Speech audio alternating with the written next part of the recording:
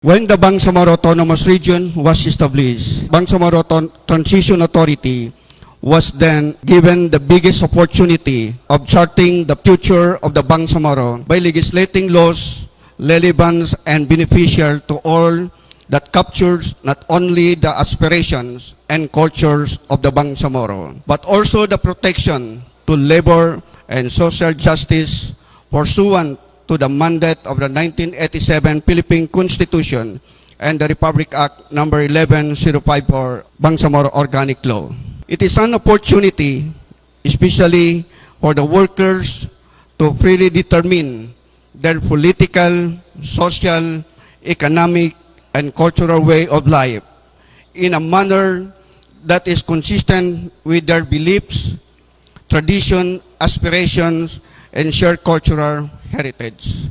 Thus, as a legislator that heads the Committee on Labor and Employment and has been the first appointed Minister of the Ministry of Labor and Employment, I deem it my moral obligation to pursue and realize the legislations of the Bangsamoro Labor and Employment Code and its related bills like the Bangsamoro Magna Carta for workers in the informal economy, Bangsamoro Tripartism and Social Dialogue, Bangsamoro Public Service Eligibility Equivalency Act, and the Bangsamoro Labor Justice Administration, all of which will be further introduced to you by my staff in the later part of this program. And as the ultimate benefactors of these proposed laws, you, the Bangsamoro workers, from the private and public sector, as well as the management group, should not only be readers of these bills, but our co-writers. Being my mandate as your legislator, we initiated the drafting of the bills and was able to present them for consultation to our workers and management groups covering all the provinces and cities of the Bangsamoro since last year and early months of this year. And now, for this gathering, I would like us for your final look and recommendation, and hoping that after tomorrow, I will be a final and complete work of ours. And maybe more than that, we will be able to come up with more proposed sector-related bills, inshallah. To our Bangsamoro workers who are here, and with your active involvement, you will be exercising your rights to participate in policy and decision-making that concerns and affect your rights and benefits as enunciated in Bangsamoro Organic Law. Basic rights highlighted in Section 10, Article 9. These sections of the law specifically mention the guarantees of your rights and the right to form unions, associations, or federations, whether you are publicly or privately employed. Hopefully, we could help you form an organization or at least initiated through this activity. And should you are already organized, I encourage you to help strengthen and develop the group you are affiliated, for its success and growth will not only help you in your personal and individual advancement, but will contribute to the overall growth and development of the economy that are where it were cascaded or to the world regions of the Bangsamoro. Mga kasamahan ko sa ating informal workers, from farmers, fishers, transportations, vendors, at iba pa, ang iyong kasamahan sa Bangsamoro Transition Authority. Sinisikap po natin, we are trying our best na all the Bangsamoro workers in the Bangsamoro to organize themselves para magkaroon po kayo na legitimate na voices sa Bangsamoro government.